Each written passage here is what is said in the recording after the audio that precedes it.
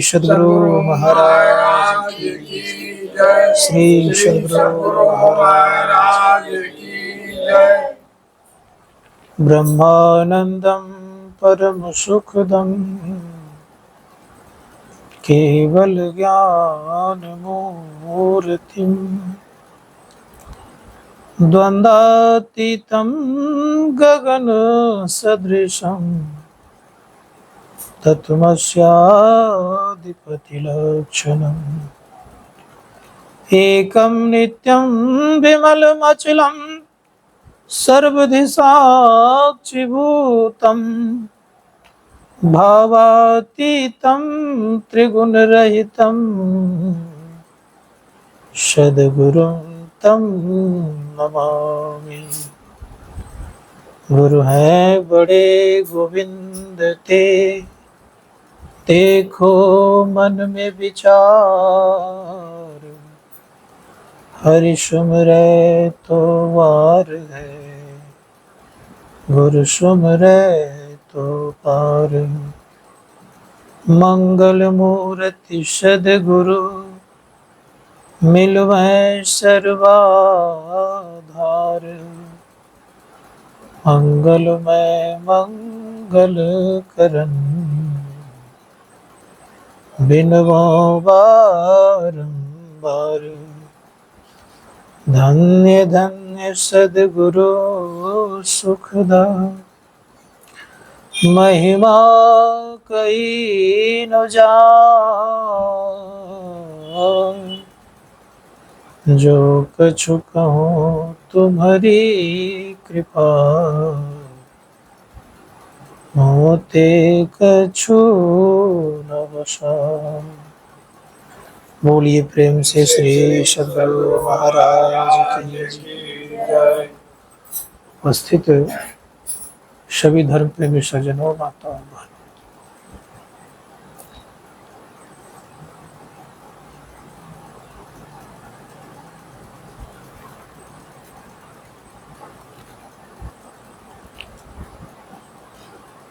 मानव जीवन में एक विशेष प्रकार की चुनौती रहता है।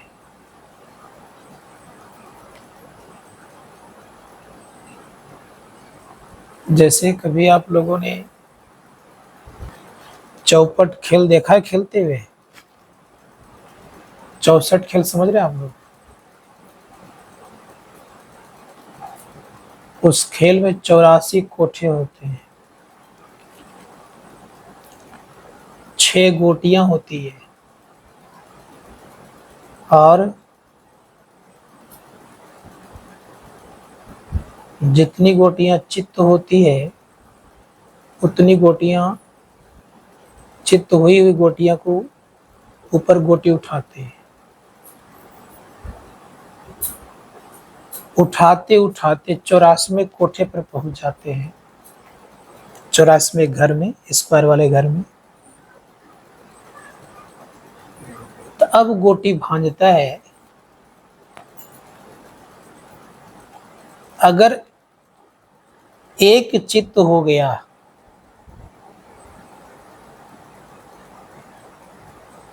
तो उसकी गोटी लाल हो गई, वो 12 हो गया।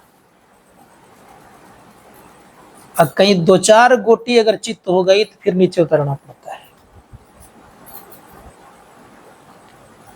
आप लोगों का जीवन जो है, या हम लोगों का जीवन जो है, ये 84वें कोठे पर है। कहाँ पर है?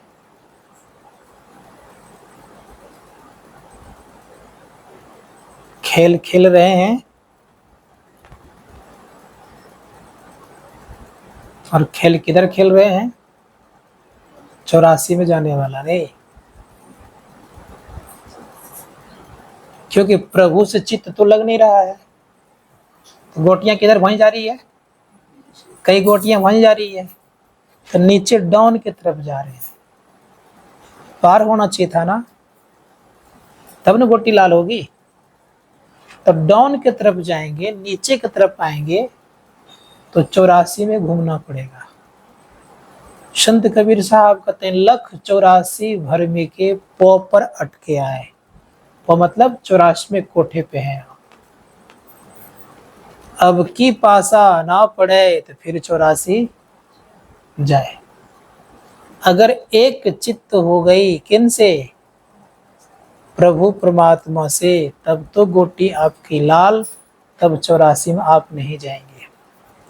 अगर एक चित्त नहीं हुई तब आप नीचे उतरेंगे, अन्य जोनियों में आप जा सकते हैं, क्योंकि हम लोगों का सोच किधर का है, 84 में जाने का। रोज रात दिन चिंतन करते रहते हैं घर परिवार का। अगर घर परिवार साथ में जाता तब तो शायद चिंतन करना सार्थक होता। किन्हीं के घर परिवार साथ जाता है, चाहे वे दुनिया के राजा क्यों ना हो या प्रजा ही क्यों नहीं हो, चाहे राजा हो या रंक हो, कहाँ जाएंगे, कोई लेकर जाएंगे परिवार को, या संसार की कोई सुविधा को लेकर के जाएंगे। किधर हमारा जाना हो रहा है, 84 में घूमने वाला, चक्कर लगाने वाला, अर्थात अन्य जोनियों में जाने वाला। संत लोग कहते कि इससे बचिए। एक कहावत बड़ी अच्छी है, कपड़े का थान चला जाए तो चला जाए, लेकिन क्या गज नहीं जाना चाहिए। गज कहते हैं इंची टेप को। थान चलाए चलाए, गज नहीं जाना चाहिए, उससे वो कमा लेंगे। उसी प्रकार से सब कुछ चला जाए, केवल पूंजी अगर बचा कर रखिएगा तो फिर आप कुछ न कुछ कमा लीजिएगा। पूंजी समझते हैं क्या है? पूंजी मतलब होता है मानव जीवन को बचा के रखना, ये पूंजी है। अगर ये बच गया आपका तो हो सकता है कि आगे आप कुछ न कुछ कमाई कर सकते हैं। और मानव जीवन रूपी पूंजी ही चला जाएगा तो क्या कमाइएगा? अन्य जोनि में कमाई नहीं कर सकते। क्या करेंगे? तो मानव जीवन में ही आप कमाई कर सकते हैं। इसलिए इसको मनुष्य जीवन को अनमोल जीवन कहा। इसका कोई मूल्यांकन नहीं है, ये कितने कमाई कर सकता है कि इसका कोई ठिकाना नहीं है। इसीलिए इसके ऐसे संसार में मूल्यवान शरीर कोई शरीर नहीं है।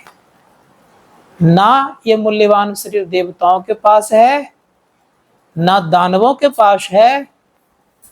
केवल मूल्यवान शरीर किन्हीं का है तो केवल मानव का है। मानव में एक विशेषता यह है कि रामकृष्ण परमहंस जी महाराज की तरफ बन करके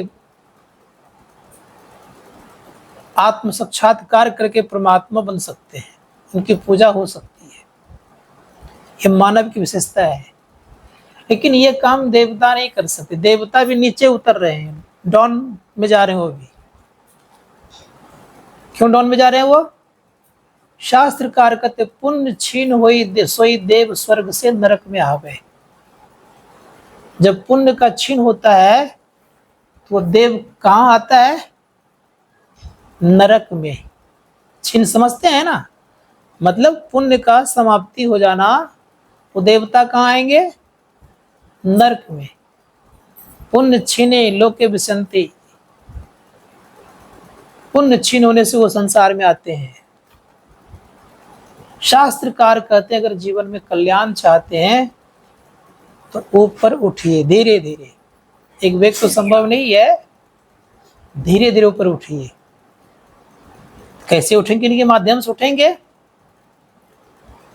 तो कहा कि संत सदगुरु के सानिध्य में रह करके आप धीरे धीरे ऊपर उठ सकते हैं। लेकिन चिंता अगर संसार करते रहेगा तो ऊपर उठना बड़ा मुश्किल होता है। तभी आपने पाठ में सुना एक ब्राह्मण था, उज्जैन शहर का नाम सुने आप लोगों ने? कहां पर है ये? मध्य प्रदेश में। वहां महाकाल है, अर्थात महाकाल की पूजा होती है।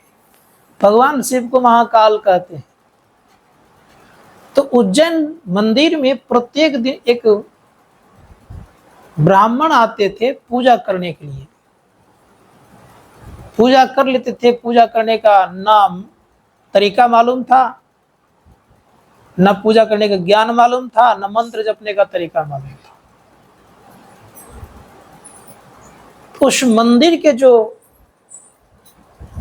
मुख्य थे, जिसको हम एक सिद्ध महात्मा कहते, गुरु कहते हैं, वे बेचारे उसकी रोज पूजा देख करके उन पर उनको तरस आ गया, दया आ गई।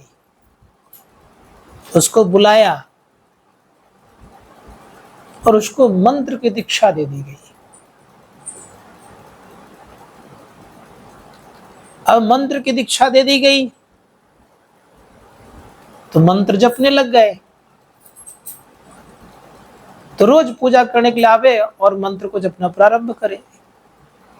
तो महात्मा जी कभी कभी आते थे मंदिर में। तो पूजा करते करते उनको लगा कि अब तो भगवान की मैं पूजा कर रहा हूं, अब तो मैं ही श्रेष्ठ हो गया। ये होता है मनुष्य के अंदर में, वो अहंकार आ ही जाता है। नहीं, परिणाम ये हो गया कि एक दिन वे महात्मा जी आते हैं, उनको दीक्षा दिया था, देख लिया और अनसुनी कर दिया। हम तो भगवान शिव का मंत्र जप रहे हैं, तो इससे हमको क्या लेन देन, ये तो आदमी ही है।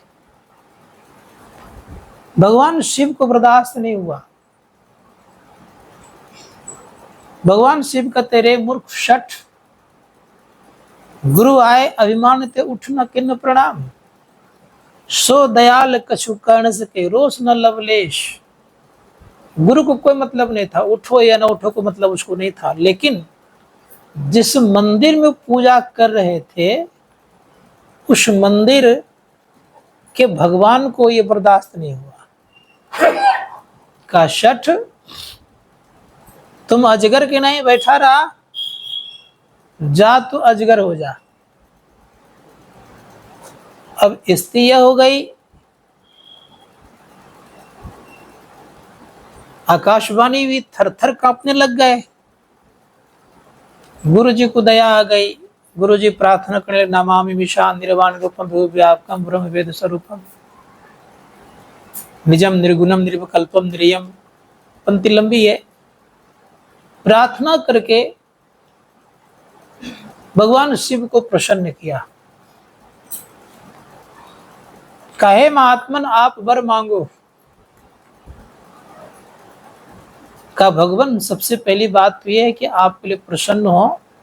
खा मैं तुमसे प्रसन्न हूं, वर मांगो, क्या मांगते हो? का सबसे पहली बात तो यह है कि मुझे आपके श्री चरणों में प्रेम हो, प्रीति हो, आपकी भक्ति दिनों दिन बढ़े, ये वरदान दीजिए। और दूसरी बात मांगते क्या है? कहा प्रभु जो इसको आपने श्राप दिया है,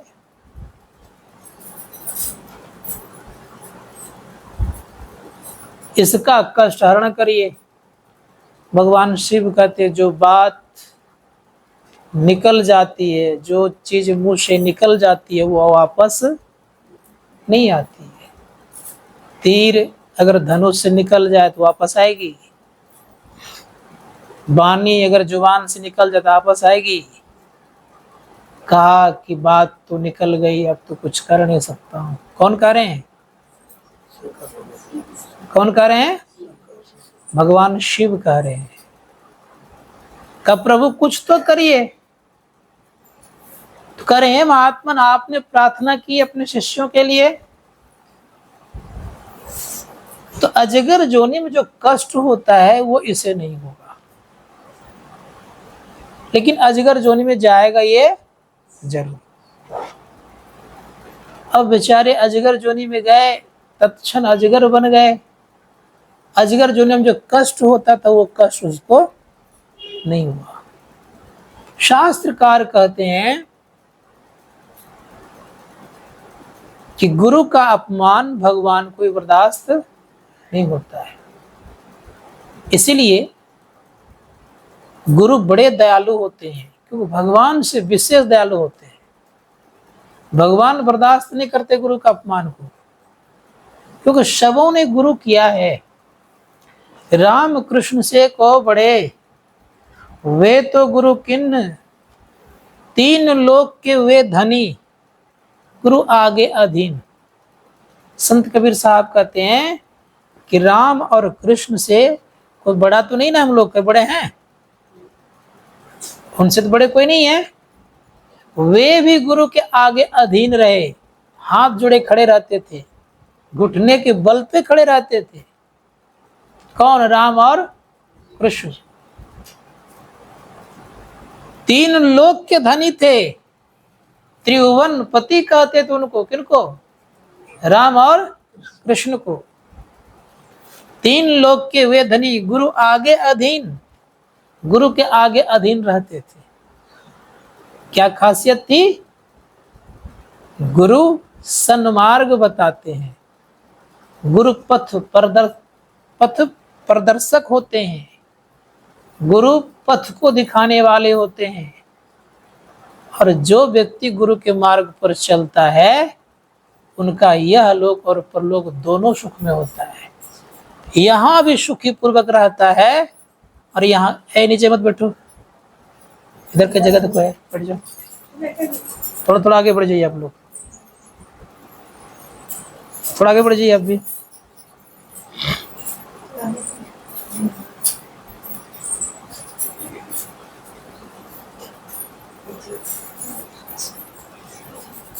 तो यहाँ और वहां दोनों जगह सुख चाहते हैं। यहाँ मतलब इस लोक में, और वहां मतलब परलोक में, दोनों जगह सुख चाहते हैं। तो संत महात्मा गण कहते हैं गुरु के वचनों को स्वीकार करके चलना चाहिए, क्योंकि दोनों जगह सुख देने वाले होते हैं।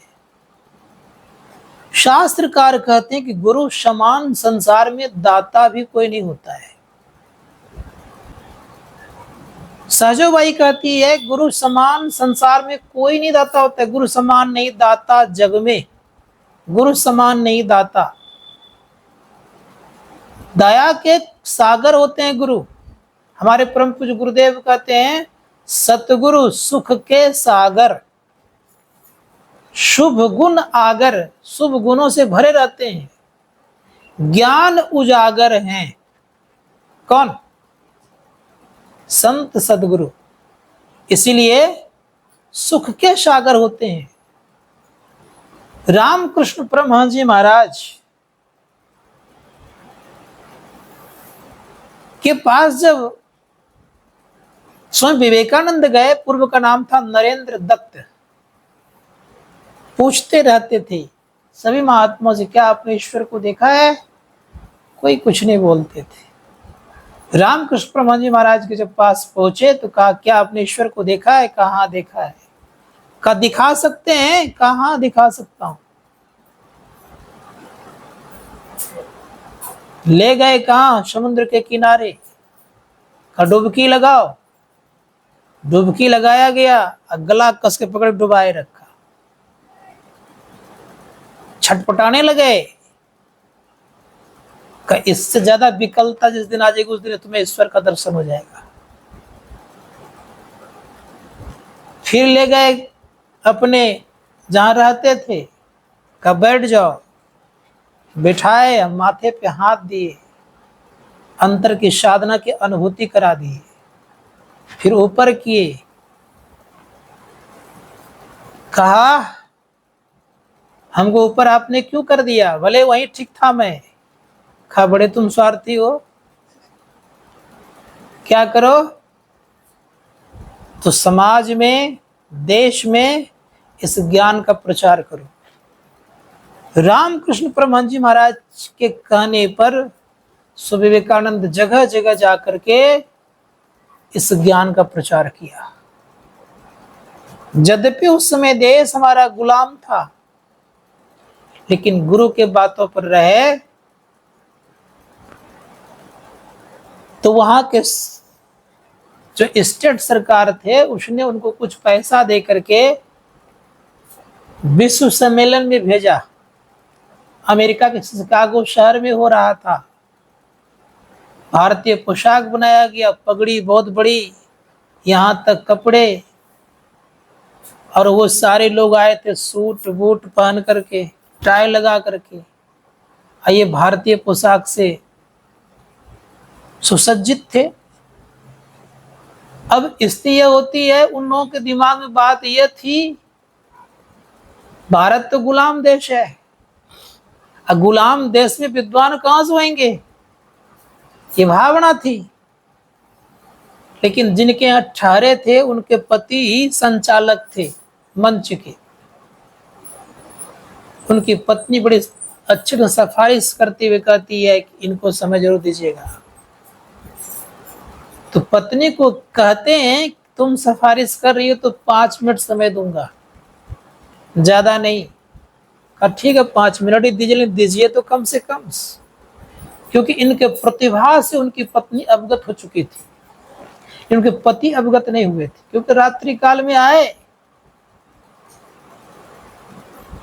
दिन में सम्मेलन हो रहा था, उन्हें क्या कौन विवेकानंद है ही नहीं है, खाली परिचय करा दिए। अब परिणाम ये हुआ कि 5 मिनट समय दिया गया, क्वेश्चन रख दिया, व्हाट इज पॉइंट, अर्थात बिंदु क्या है। वहां के लोग संबोधन करते थे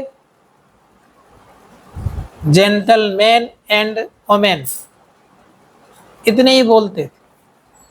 ये जब गए तो वहां के लोगों को संबोधन किया सिस्टर एंड ब्रदर्स, तालियां बजती रह गई। कोई आज तक ऐसा नहीं कहते थे, भाइयों और बहनों कोई कहते नहीं थे। समय पार हो गया तालियां बजने में, फिर समय दिया गया। जब बोलना प्रारंभ किया तो पूछा गया कब तक बोलते रहेंगे, पॉइंट पर, बिंदु पर, जब तक धरती चांद सूरज रहेगा तब तक बोलते रहेंगे। मतलब ये तब वहां के विद्वानों ने कहा he is learned beyond the learning, ये विद्वता का परे का विद्वान है। संत महात्मा गण कहते ये मस्तिष्क जो हम लोगों का अछोर पुस्तकालय है। लेकिन किनके कृपा से जब उनका फोटो खींचा जा रहा था तो पीछे राम कृष्ण, शारदा माँ और माँ काली का तस्वीर आता था, रखा नहीं था। पूछा कि जब जब मैं खींचता हूं ये तीनों कौन है। स्वामी विवेकानंद कहते हैं this is my power house. क्या कहा, ये मेरे पावर हाउस हैं।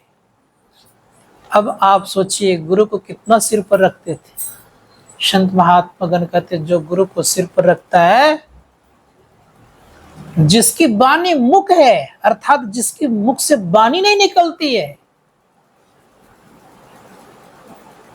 उनके अंदर में भी वाणी भर करके सबसे ऊपर उठा देते हैं। शास्त्रकार कहते गुरु को सुमरण करिए, गुरु को सुमरो मीत हो, क्यों अवसर खो बहु। अवसर मत खोइए, लेकिन हम लोग खोते रहते हैं अवसर। समय आपके वश में है, किन्हीं के वश में है,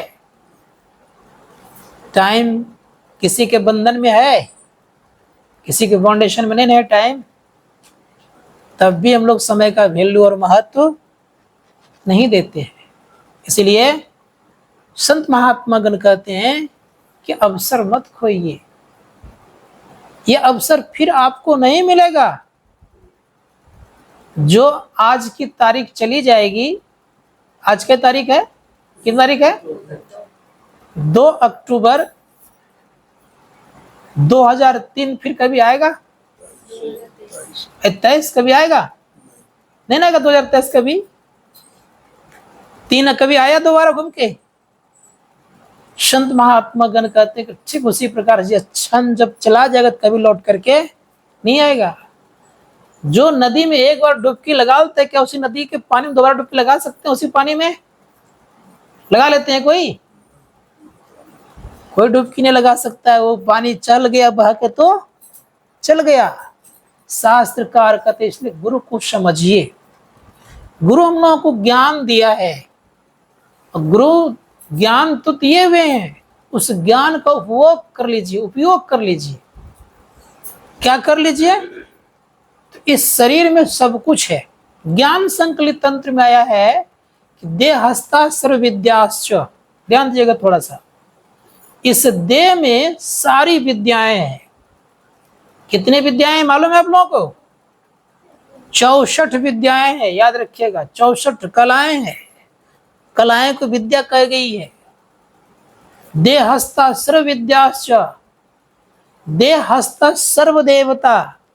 जितने प्रकार के देवता गण हैं सारे इस शरीर में मौजूद है।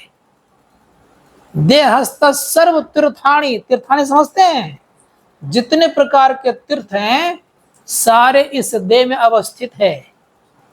लेकिन मिलेगा कैसे? का गुरु वाक्य न लभ्यते। बिना गुरु के वाक्य में रहे हुए व्यक्ति को ये लाभ नहीं हो सकता। इसीलिए अगर चाहते हैं कि मुझे सब कुछ प्राप्त हो जाए तो गुरु के वाक्य में आपको रहना पड़ेगा। सबसे कम समय में सुख पहुंचाने वाला कौन सी भक्ति है मालूम है आप लोगों को?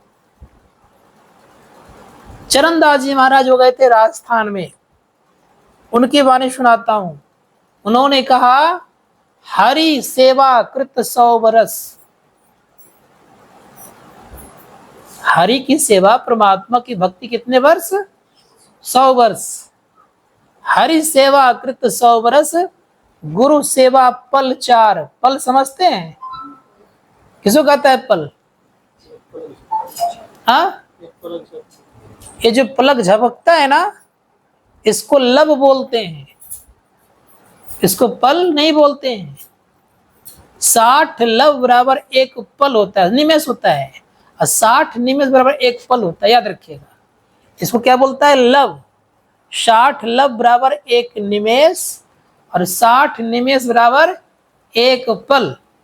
तो कहा हरि सेवा कृत 100 वर्ष, गुरु सेवा पल 4। बहुत कम समय होता है पल, ज्यादा बड़ा नहीं होता है। तो भी न बराबरी वेदन किया विचार। वेद कहते हैं कि फिर बराबर नहीं हो सकता। योग शिखोपनिषद में आया है यथा देवो तथा गुरु। जो देवता हैं वही गुरु हैं। यथा ईशो तथा गुरु। जो ईश परमात्मा कहते हैं, जो ईश हैं वही गुरु हैं। इसीलिए कहा कि ईश्वर परमात्मा की सेवा अगर 4 पल करते हैं, गुरु की सेवा, ईश्वर परमात्मा की सेवा अगर आप 100 वर्षों तक करते हैं, गुरु की सेवा पल 4 करते हैं, तो बराबर नहीं होता है। इसलिए गुरु की भक्ति करनी चाहिए। संत कबीर साहब कहते हैं कि भाई सुनो गुरु की सेवा क्या है। तो उन्होंने कहा मूल पूजा गुरु पांव है, मूल मंत्र गुरु वचन। ध्यान दीजिएगा, मूल मंत्र क्या है? गुरु का वचन है। मूल पूजा क्या है? गुरु पांव है। मूल ध्यान गुरु रूपम, अर्थात मूल ध्यान क्या है? गुरु का रूप है। मूल सत सत भाव, अर्थात मूल में एक दिन सत्य का भाव भी आता है। इसीलिए गुरु पूजय सब देवन पूजय, गुरु पूजा सम पूजा। लक्ष्मीपति जी महाराज कहते हैं कि गुरु की अगर पूजा करते हैं तो सबकी पूजा हो जाती है। इसलिए कहा कि प्रथम देव गुरुदेव जगत में, और न दूजो देवा। गुरु पूजय सब देवन पूजय, गुरु पूजा सम पूजा। गुरु पूजा अगर सबकी पूजा हो जाएगी। गुरु इष्ट है, गुरु मंत्र है, गुरु देवता, गुरु सकल उपचारा। सारा उपचार करने वाले कौन होते हैं? गुरु होते हैं। इसीलिए गुरु को सबसे सुंदर वैद्य भी कहा। सदगुरु वैद वचन विश्वासा, संयम यह न विषय की आशा।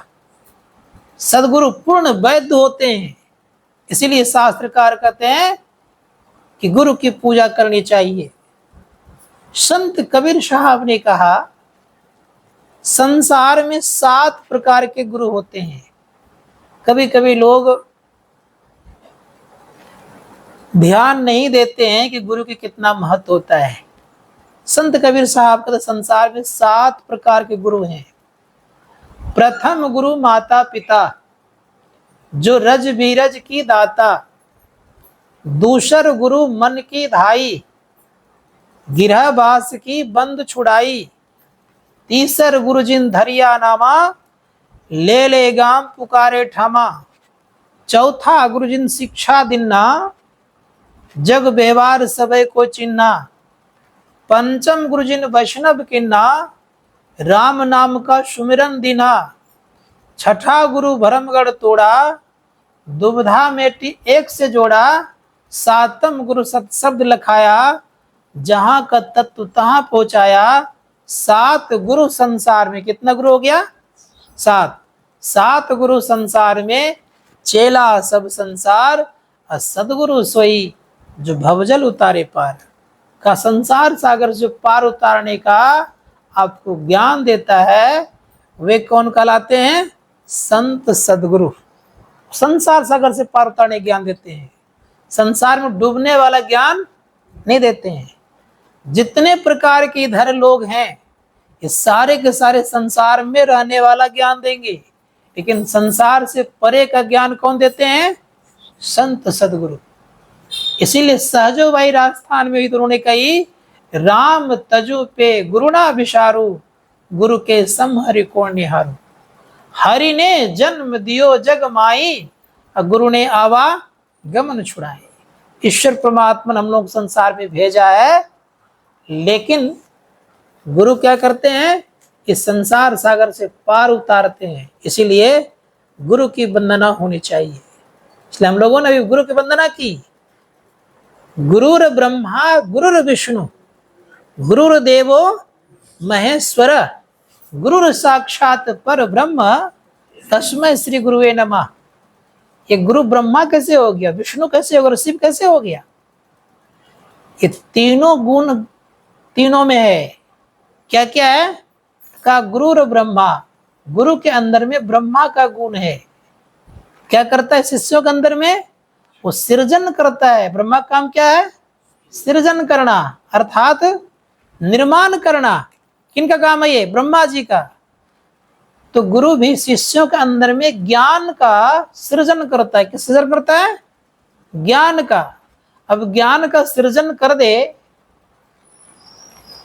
तो ज्ञान को रखने वाला भी तो होना चाहिए ना। तो रखने वाला काम क्या करता है? उसका क्या नाम है? विष्णु। जो पालन करता है उसका क्या नाम है? तो पालन भी करता है, उनके ज्ञान का पालन भी करता है। भटकने का मन करता है शिष्यों का खूब, यहाँ वहां दौड़ लगाने का काम करता है, नहीं, नाना प्रकार का चक्कर लगाने का काम करता है। उसको बार बार समझा करके, पोषण करके सही रास्ते पर रखे रहता है।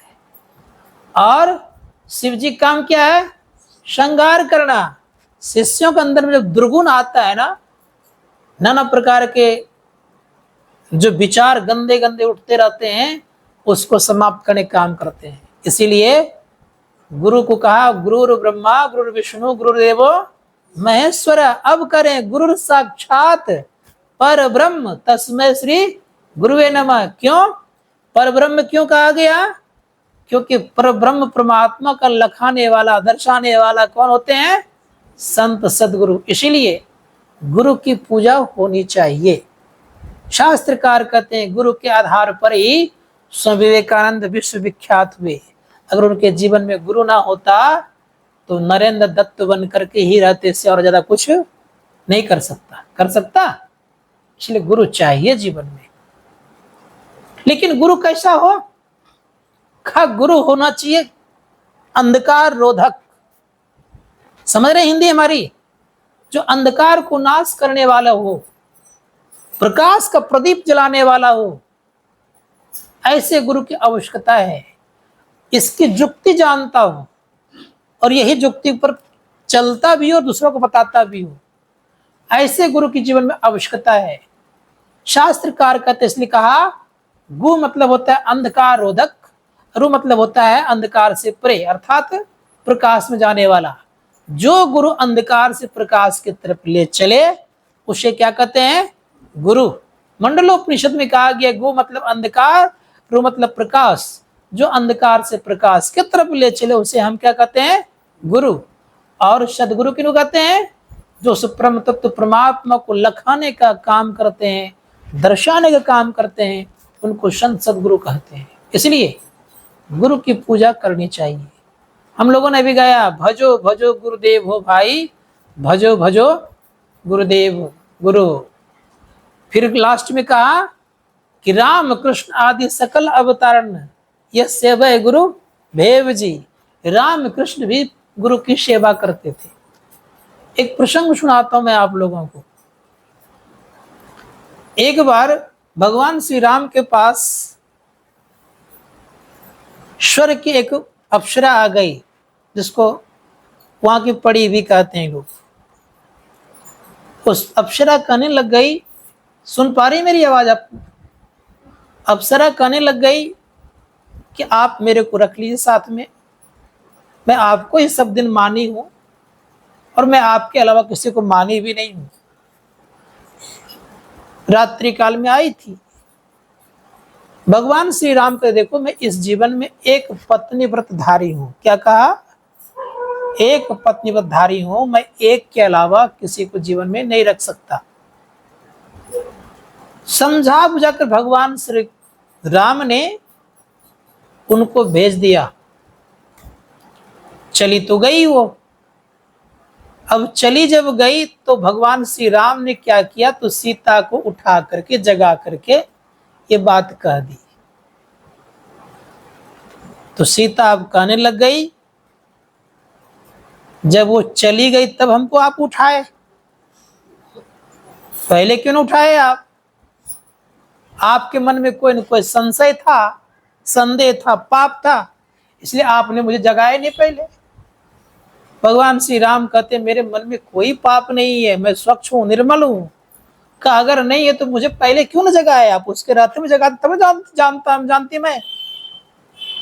भगवान श्री राम ने सब तरह की कसम खा लिए, एक प्रकार का सब तरह कसम खा लिए, माता का, पिता का, पूर्वज का, सबका कसम खा लिए। परेशान हो गए भगवान श्री राम। महर्षि वशिष्ठ के पास गए दोनों, कहीं समाधान नहीं होता है तो समाधान वो कहाँ है? वो गुरु के पास। भगवान श्री राम कहते मैं गुरु का, जैसे का गुरु का सौगंध बोलने ही वाले थे। सीता कहते बस बस बस, अब मत कुछ बोलिए, अब मैं समझ गई कि आप बिल्कुल पाक साफ हैं। मतलब यह कि पवित्र हैं आप। जो गुरु का सौगंध में ही खाना चाह रहे थे भगवान श्री राम का, गुरु से बढ़कर संसार में कोई होता नहीं है, इसलिए गुरु पर मुझे पूरा पूरा भरोसा है। माता पिता का सौगंध तो बहुत लोग खा लेता है, गुरु का सौगंध जल्दी कोई खाता नहीं है, इसीलिए गुरु का सौगंध खाने के लिए आप तैयार हो गए। मैं समझ गया कि आप बिल्कुल ठीक ठाक हैं। तो इतने लोगों पर विश्वास मां सीता ने नहीं की, लेकिन किन पर विश्वास किया? गुरु पर। संत महात्मा गण कहते हैं कि गुरु के समान संसार में और को होते नहीं है। गुरु इतने उपकारी होते हैं कि जीव का उत्थान करते हैं। उनको दया बहुत ज्यादा जीवों के प्रति होती है। भगवान को भी इतनी दया नहीं होती। भगवान को तो मजाक लगता है। क्यों मजाक लगता है? उनको अच्छा लगता है। जैसे गांव देहात में देखे होंगे, कोई बच्चा को रुलाने वाला होता है ना, उसको थोड़ा सा उसका दिया, रुला दिया तो वो हंसता है, उसको अच्छा लगता है। ऐसा देखे आप लोग कभी?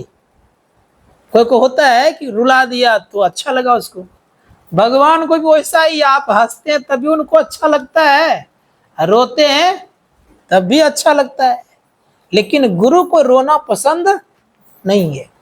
शास्त्रकार कहते गुरु को, जीव को दुख को पसंद नहीं है। संत महात्मा गण कहते गुरु के अंदर में इतनी दया है, इसीलिए वो सदैव जीव का कल्याण हेतु अपने शरीर पर कष्ट सह लेते हैं। इसलिए हमारे गुरु महाराज कहते हैं जीव उद्धार का द्वार पुकार का, घट भीतर ही सत्संतों ने। जीव के अंदर में उद्धार का द्वार है पड़ा हुआ। द्वार समझते हैं ना, जिसको हम दरवाजा कहते हैं। ये बताने वाले संत सदगुरु होते हैं। सदगुरु अगर चाहे तो दिशा को बदल सकते हैं। सदगुरु अगर चाहे तो कुछ भी कर सकते हैं। एक कहानी सुनाता हूं आप लोगों को, कभी सुने ना पता नहीं। एक स्वामी राम दास जी महाराज थे, उसका समर्थ रामदास जी महाराज भी नाम था। उनके कई शिष्य थे, जिनमें से एक शिष्य का नाम था उद्धव। उद्धव उनके संग में रहते, कभी सुने कहानी? उनके संग में रहते थे। अब संग में रहते हैं तो चले गए एक क्षेत्र में भिक्षा मांगने के लिए। गुरु कहने पर भिक्षा मांगने चले गए। सुनिए, कहानी अच्छी लगेगी आप लोगों को। भिक्षा मांगने चले गए तो स्वामी राम दास जी महाराज का, समर्थ रामदास जी महाराज का शिष्य बड़े बड़े लोग थे। उन्हीं का शिष्य था शिवाजी राव, छत्रपति शिवाजी राव उन्हीं का शिष्य था। किनका? समर्थ रामदास जी महाराज का। तो ये सब देख करके एक बहुत बड़े तांत्रिक चिढ़ते थे। तांत्रिक समझते हैं ना आप लोग?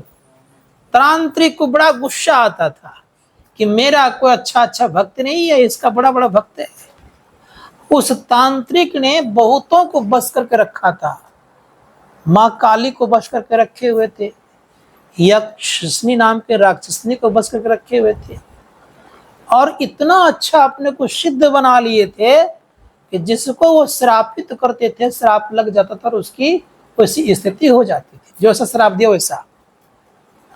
श्राप देने में बड़े तेज थे वे, और आइंदा उसका श्राप कभी भी व्यर्थ नहीं गया। अब संजोग से समर्थ रामदास जी महाराज से ईर्ष्या और द्वेष करते थे। उनके शिष्य पहुंच गए उन्हीं के घर के बगल में। तो पहले तो उन्हीं घर चले गए, उनको पता नहीं था कि ये उनका घर है। कहा जय सहाय समर्थ रघुवीर की, सुनाओ का भिक्षाम देही। कहा देखो इस नगर में भिक्षा नहीं मांगना, तुम यहां से ले जाओ, हम उसके नाम पे भिक्षा देते नहीं है, और इस नगर में मांगना भी कहीं नहीं।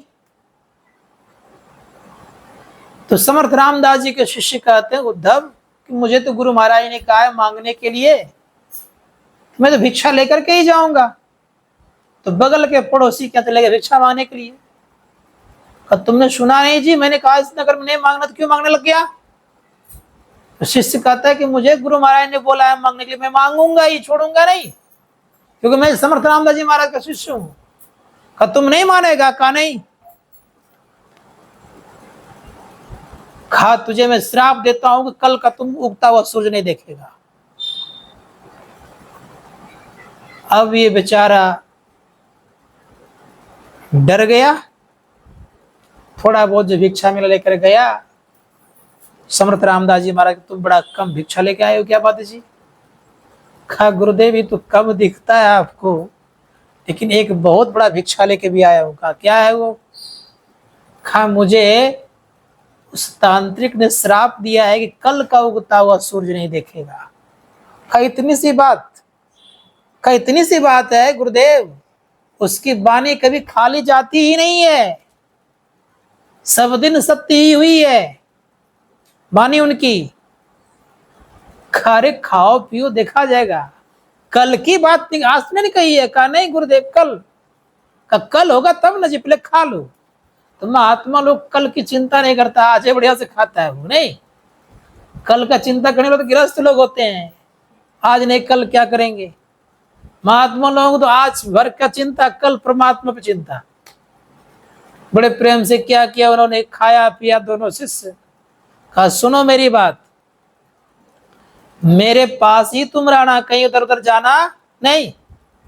कोई बुलाने आ जाए तुमको रात्रि काल में, कोई भी आ जाए, तुम्हारी माँ ही क्यों ना आ जाए, फिर भी नहीं जाना मेरे बगल से, मेरे को छोड़ करके। अब तुम मेरे चरण को पकड़े रहना। अब गुरु जी क्या किया, पूरे यहां से यहां तक चादर को ढका, खराठा लेना शुरू किया। अब स्थिति हो गई, खूब आराम सो रहे हैं, शिष्य उनके चरण दबा रहे हैं। रात्रि काल मां काली आती है, खूब तूफान आंधी के साथ। मां काली का कुछ भी नहीं चला, यक्षिणी राक्षसनी आई, उसका कुछ नहीं चला, यमराज आ गए, उसका कुछ नहीं चला। अंत में उनकी मां रूप में एक आती है, सबसे विकराल रूप धारण करके। मां का रूप केवल धारण किया था, लेकिन था वो विकराल। नाना प्रकार का हाव भाव दिखाया। कहा बेटा एक बार तू मेरे से गले से लग जा, बहुत दिन से तुम्हारे गले में लगी नहीं हूं, बहुत बात कहने लग गई। तो बेटा कहता है, जो बेटा मां तो थी नहीं, बेस बना के आई हुई थी। तो उद्धव कहते हैं बड़े प्रेम से कि मां तुम ही आ जाओ ना मेरे पास, तुम क्यों मुझे बुला रहे हो। तो बड़े अच्छे ढंग से कहती है कि देखो, पर पुरुषों के समीप में नहीं जाना चाहिए। कहा नहीं नहीं मां ऐसी बात नहीं, मेरे गुरु है, पर पुरुष तो है नहीं, गुरु है, गुरु के सामने आने में क्या दिक्कत है, तुम आ जाओ। कहा नहीं जा सकती। कहा जब नहीं आओगे तो मैं भी तुम्हारे पास नहीं जा सकता। नहीं गए, नहीं गए, दिन लगभग निकल गया, 9 बज गया। अंदर से कहता है उद्धव दिन निकला कि नहीं, सूर्य का उदय हुआ कि नहीं। कहा गुरुदेव 9 बज गए। कहा तुम मरा अभी जिंदा ही है। कहा गुरुदेव अगर आपके ऐसे गुरु मिलेगा तो किसका दाल गलेगा, किसी की दाल नहीं गल सकती, बाल बाका नहीं हो सकता। तो गुरु क्या करते हैं, उसके मृत्यु होने वाले उसको पलटने की क्षमता रखते हैं, योग्यता रखते हैं। संत महात्मा गण हमारे गुरु ने बहुतों को जीवन दान दिए हैं, जिनकी तस्वीर देख रहे हैं, मरे हुए को जिंदा किए हैं। एक पुण्य अनेक ऐसा उपमा है। शास्त्रकार कहते इसलिए गुरु समर्थवान अगर होता है तो शिष्य के नाना प्रकार के दुर्गुण और संकट को टालते हैं। लेकिन शिष्यों को भी भरोसा गुरु पर रहेगा तब ना। अब भरोसा क्या करिएगा, क्या करेगा वो। संत महात्मा गण कहते हैं इसीलिए गुरु को सर्वोपरि मानना चाहिए। गुरु हमें आत्मज्ञान दे करके आत्मा तक पहुंचाते, परमात्मा तक पहुंचाते हैं। इसीलिए शास्त्रकार कहते हैं गुरु को उपासना करनी चाहिए। हमारे गुरु महाराज एक बार एक मरवाड़ी समाज में एक रुंगटा टाइटिल थी उनकी, रुंगटा परिवार में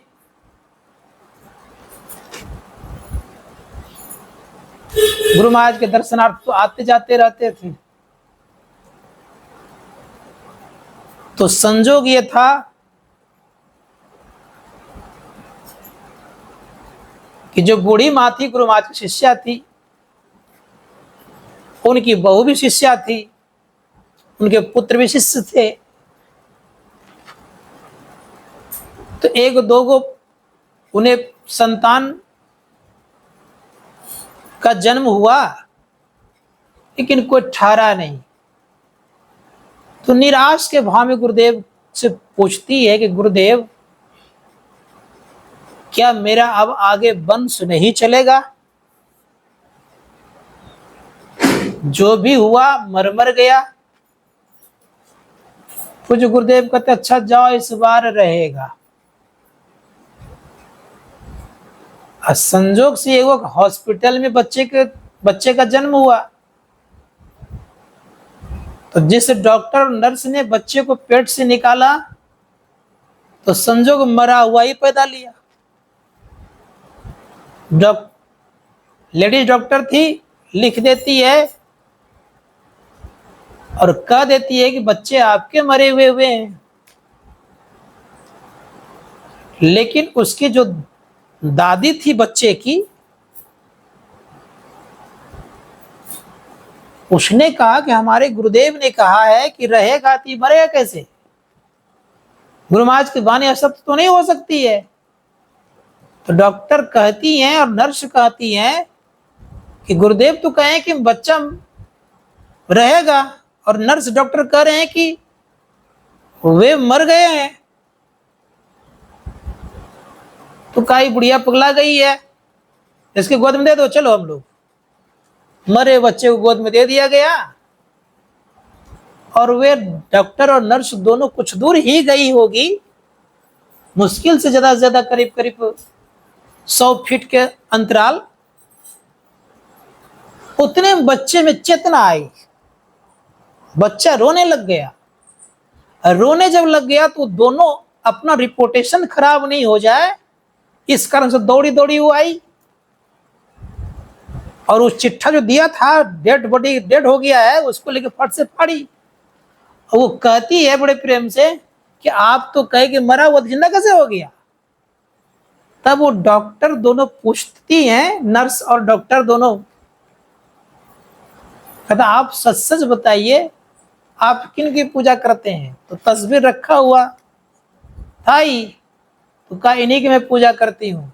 कहा ये अभी तुरंत हमें गेट के बाहर मिले, इसी रूप में मैंने गेट के बाहर देखी हूं, और इधर ही आ रहे थे, और पता नहीं का गुरु महाराज तो आए थे, का उन्हीं कृपा से बच्चा बच गया है। तो बच्चा सच बोल रहा हूं कि मरा हुआ ही पैदा लिया है। उनका नाम रखा गया प्रकाश रुंगटा। श्री सद्गुरु महाराज की। संत महात्मा गण कहते कि संत में वो ताकत होती है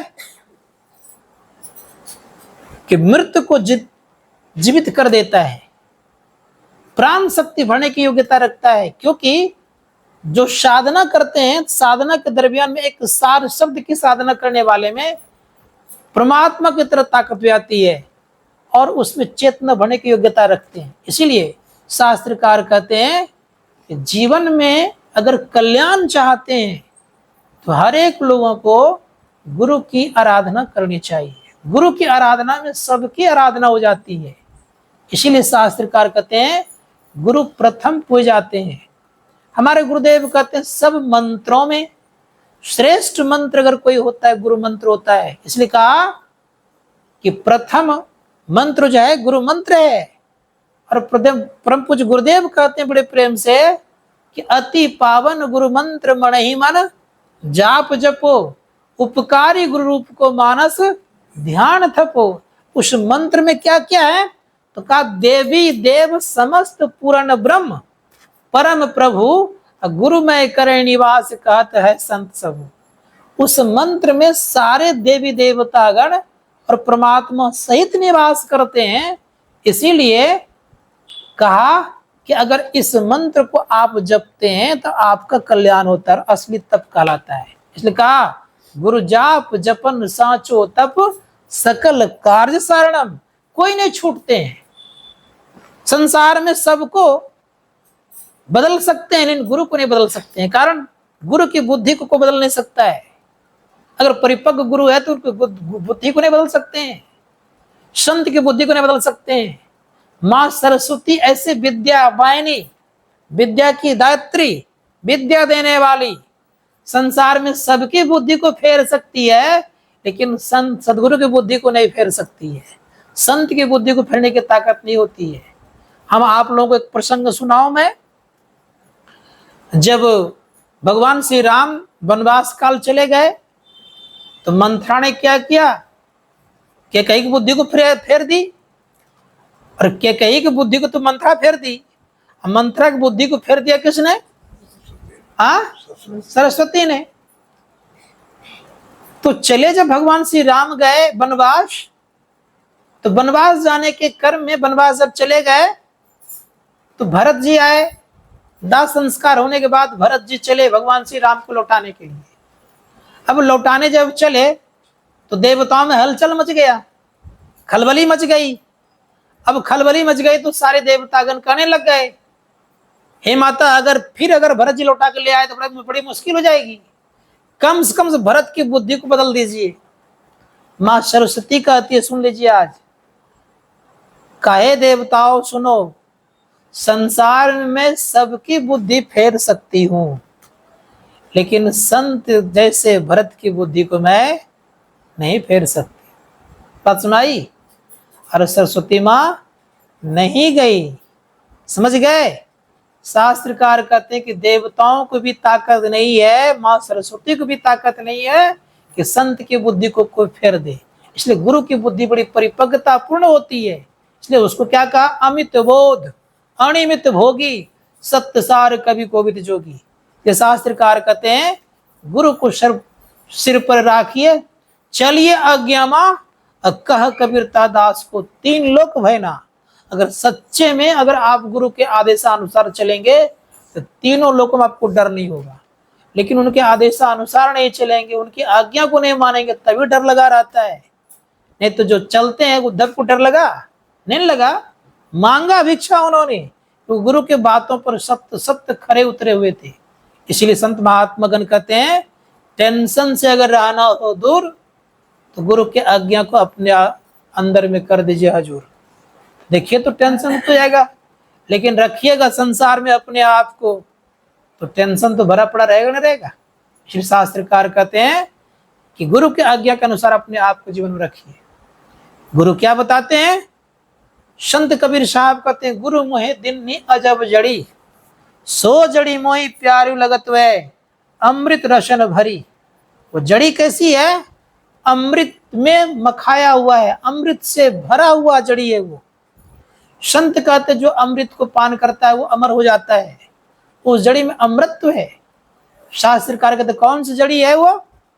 संतों ने कहा कि राम नाम एक जड़ी है। कौन सा राम नाम है? जो राम सबके घट घट में है, उस नाम को जानता है वही व्यक्ति अमर होता है। इसलिए कहा राम नाम अमर नाम, भजो भाई सोई, ये अमर नाम है। इसका जो भजन करता है वो भी अमर हो जाता है। आदि नाम निज सार है, बूझी ले सो हंस, जिन जानो निज नाम को अमर भय सो वंश। ये कैसे पकड़ाएगा? का एक नाम का जप करिए। सुन रहे हैं मेरी बात? एक नाम का जप कीजिए, अनेक नाम का नहीं। एक नाम का जप करके, एक रूप का ध्यान करके तब क्या कीजिए? दृष्टि योग अभ्यास कीजिए। दृष्टि योग अभ्यास करने से अगर दृष्टि कहीं आपकी टिक गई तो सारे पाप आपके जल करके राख हो गया। क्योंकि संसार की वस्तुओं को जलाने के लिए बड़वा नल की आवश्यकता है, दावा नल की आवश्यकता है। ये आग जो होता है ये नल की आवश्यकता है। बड़वा नल पानी में रहता है, समुद्र की पानी को सोखते रहता है, उसको मर्यादित रखता है। और बाहर के वस्तुओं को जलाने के लिए दावा नल की आवश्यकता है।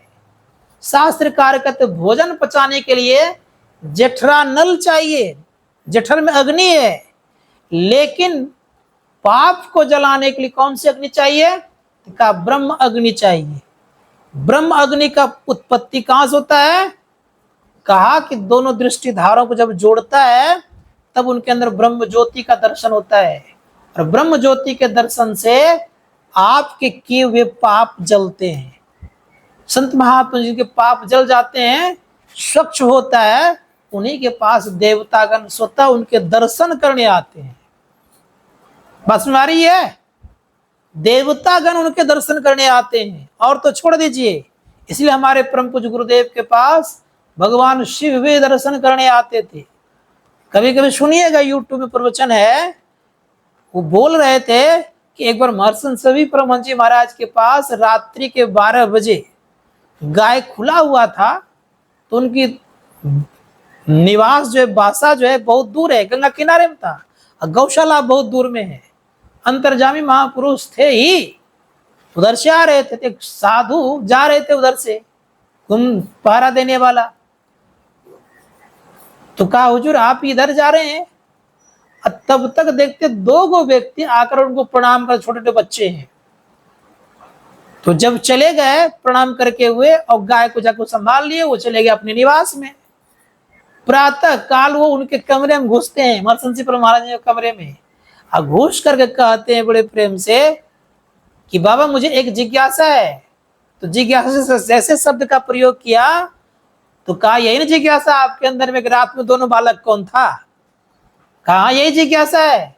तो महर्षि श्री परमान जी महाराज कहते हैं ये दोनों बालक ब्रह्मा और विष्णु जी थे, वो आए प्रणाम करके चले गए। तो सोच सकते हैं कि आप कैसे महापुरुषों के शिष्य हैं।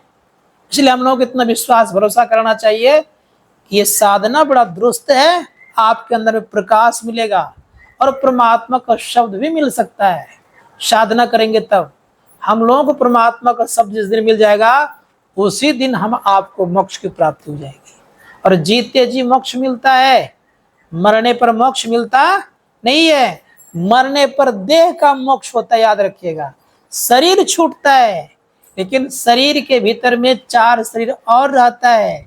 जीव 4 शरीर को धारण किए रहता है, लेकिन साधना करके चारों शरीरों को जो पार कर जाता है उन्हीं व्यक्तियों को मोक्ष की प्राप्ति होती है। इसीलिए शास्त्रकार कहते जीवत छूटे देगुण, जीवत मुक्ता होए, जीते जी मुक्ति की प्राप्ति होती है। संतों ने कहा इस ज्ञान को अपने अंदर में धारण करना चाहिए और गुरु की पूजा आराधना करनी चाहिए, तब यह लोक और परलोक दोनों सुख में होगा। ये थोड़ा सेवा में कहा। बोलिए प्रेम से श्री सद्गुरु महाराज की जय। आरती कीजिए।